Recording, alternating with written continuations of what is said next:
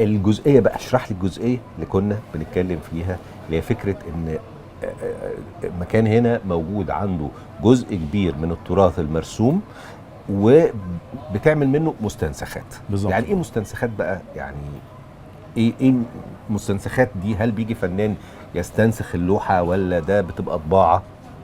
المستنسخات انواع حضرتك. في نوع بيكون يعني واحد بيقلد الفنان الاصلي. ايوه.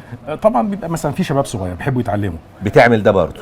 ده موجود، بس هو مش ده الهدف بتاعنا. احنا عاملين علشان عايزين ننشر الفن ويوصل لكل الناس. فاحنا عاملين مستنسخات اللي هي المطبوعه علشان تبقى بسعر اقتصادي يوصل لكل الناس.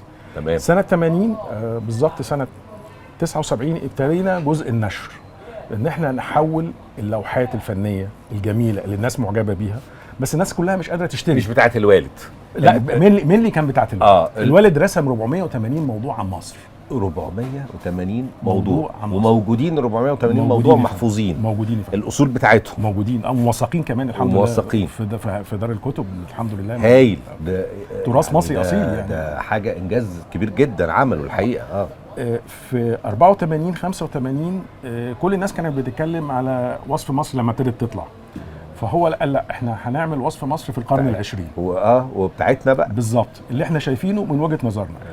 وفعلا عمل كده ورسم لف مصر كلها. كان في بيرسم الاثار الاسلاميه، فهو في تريكات في الجوامع وكده، مش كل ما كانش بيصور، كان بيروح يقعد يوم الاحد ده واحنا صغيرين. ده كان التور بتاعنا ان احنا نعمل في شوارع القاهره. واخواتك والاسره، انا ليا اخت واحده. حتى العربيه بتاعته موجوده في كل اللوحات بتاعته. ياخدكم معاه تتفرجوا. وهو يعني ذاكره الكاميرا، هو كان يرسم يروح المكان يركز فيه جدا ويستوعبه ويعيد صياغته. راح عمل دبلومه اثار اسلاميه واثار فرعونيه علشان يرسم الاثنين دول بشكل اكاديمي ويطبق فعلا جزئيه ان هي تبقى وصف مصر في القرن العشرين.